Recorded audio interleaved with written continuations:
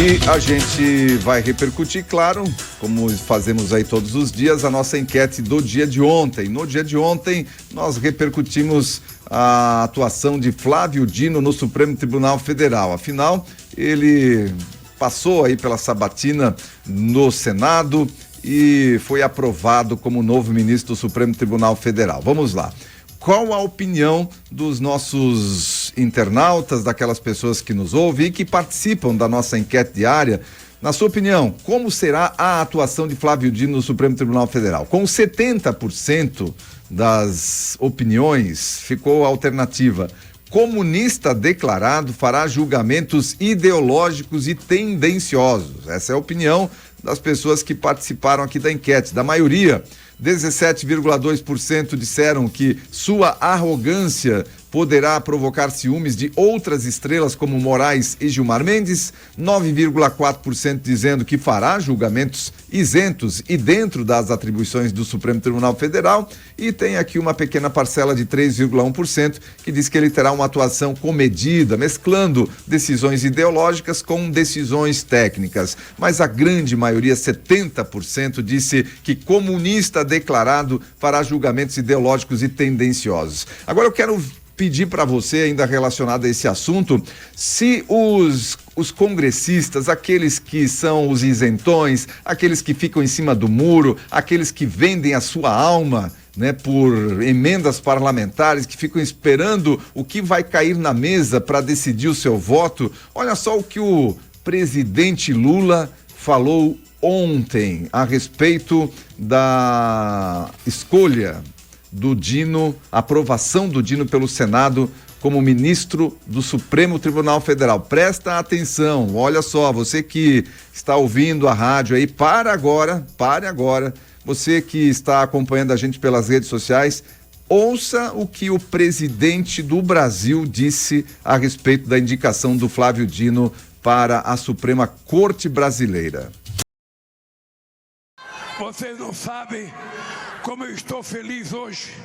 Pela primeira vez na história deste país, nós conseguimos colocar na Suprema Corte desse país um ministro comunista, um companheiro da qualidade do Flávio Dino.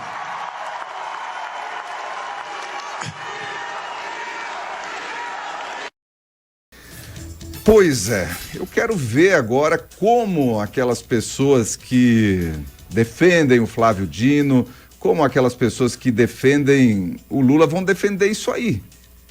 Essa fala do presidente do Brasil, olha, ele parecia que estava tendo, com o perdão da palavra aqui, um orgasmo quando ele estava falando isso. Eu até vou pedir para o Aldori repetir o vídeo, que é curtinho, para você perceber a alegria com que o Lula fala o que ele falou ontem. Ouça de novo, veja de novo, se você não acredita no que você ouviu. Vocês não sabem como eu estou feliz hoje. Pela primeira vez na história deste país, nós conseguimos colocar na Suprema Corte desse país um ministro comunista, um companheiro da qualidade do Flávio Dino.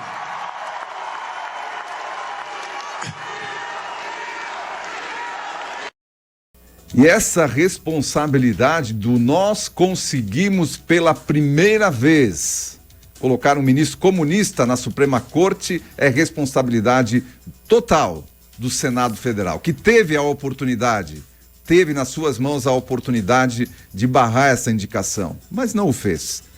Por mera ideologia, claro, tinha os partidos de esquerda lá também que votaram, mas teve muito senador vendido que só esperou cair na mesa o quanto que eu ganho. E também aqueles de rabo preso, aqueles que têm processo, tem mais de 30 senadores que têm processos tramitando lá no Supremo Tribunal Federal e aí estão lá com o rabo preso com o Supremo Tribunal Federal. Como é que o Senado Federal, que é o único órgão do país que atua como pesos e contrapesos aí com o Supremo Tribunal Federal, é o único que pode gerar um impeachment do Supremo, de um ministro do Supremo Tribunal Federal, mais de 30 senadores têm rabo preso, é essa palavra, com o Supremo Tribunal Federal. Tá aí, gente, tá aí. Como explicar isso aí? Alguém consegue realmente, racionalmente, explicar essa fala do Lula? Todo mundo já sabia, obviamente, mas eles não têm mais nem vergonha. Eles falam aos quatro ventos.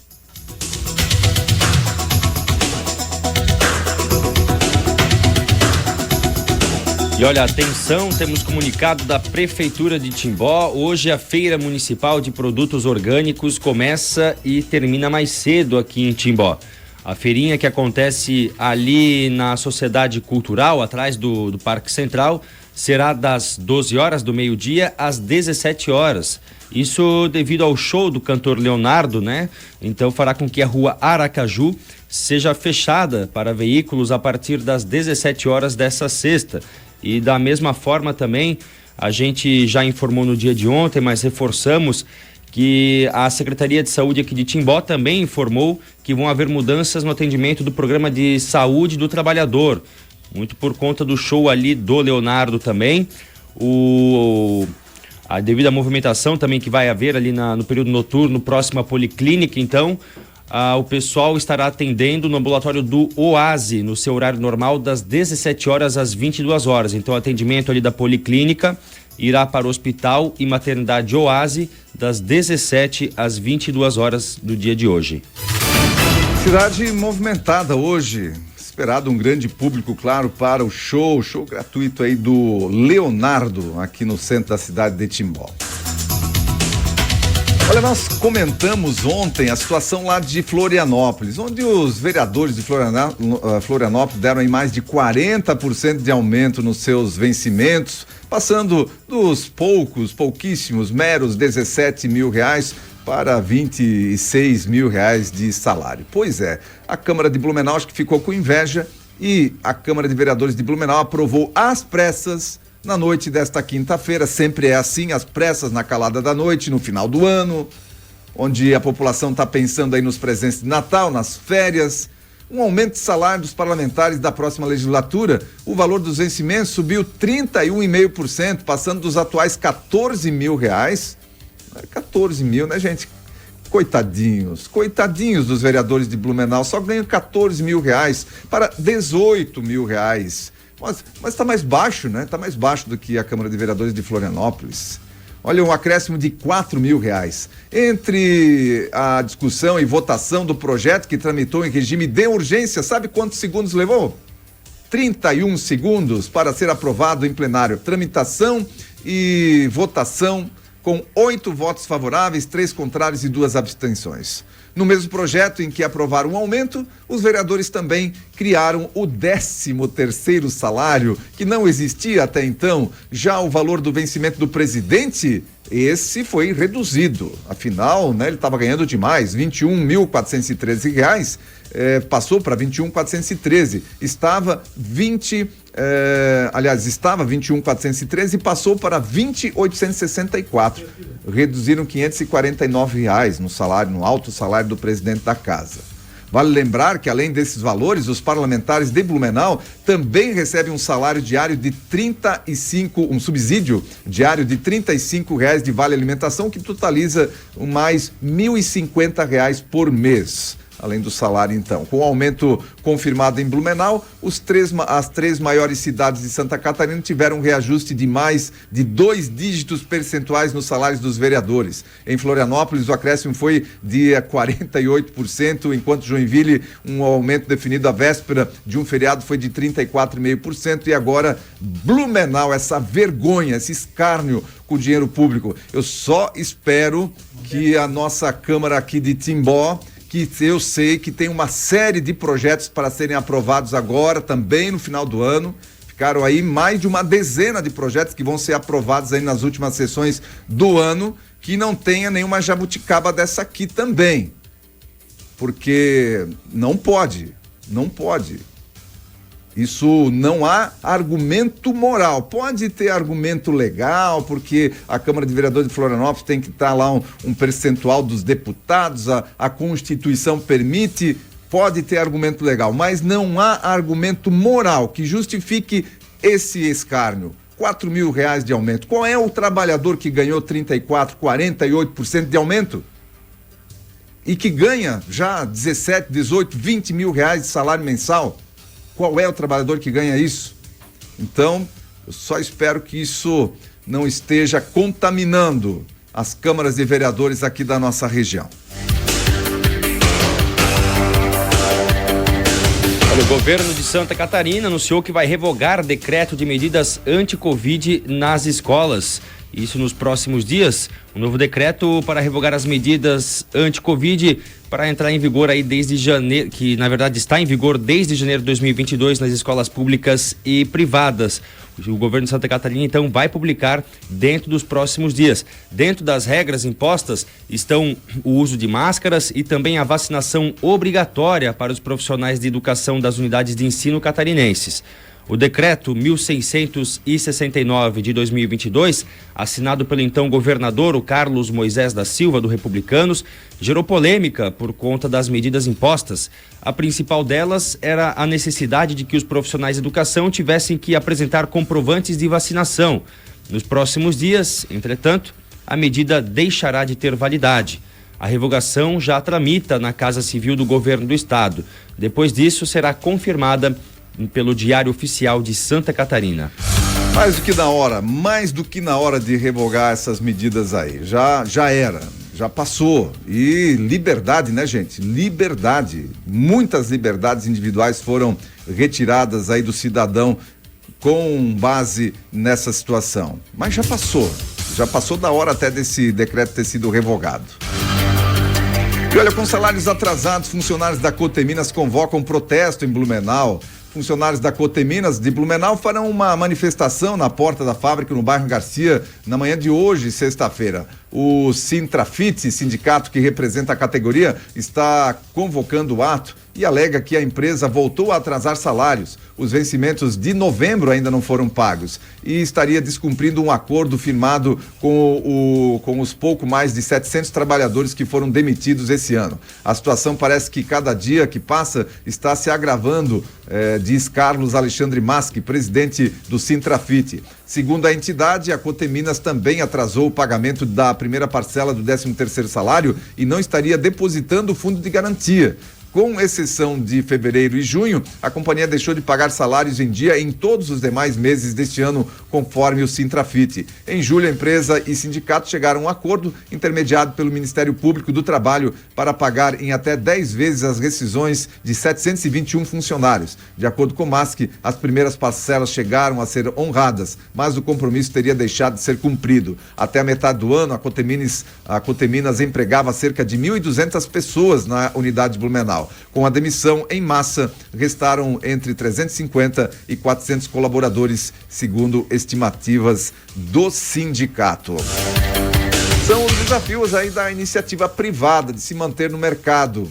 E, logicamente, aí entra o papel do sindicato. O sindicato está fazendo a parte dele aí e a Coteminas, certamente, como entidade privada, tem responsabilidades que precisam ser honradas, que precisam ser cumpridas, mas está aí o desafio das entidades privadas. Enquanto a gente vê essas notícias aqui chegando, né, o escárnio com dinheiro público, aumenta salário em 40%, em 30 e poucos por cento, eu estou mexendo com o dinheiro dos outros, dessas empresas aí, ó, que estão se fazendo malabarismo, se manter no mercado para pagar os seus impostos, para pagar seus funcionários, para honrar seus compromissos, inclusive os impostos que sustentam essa cambada aí que dá aumento de 40% para si mesmo.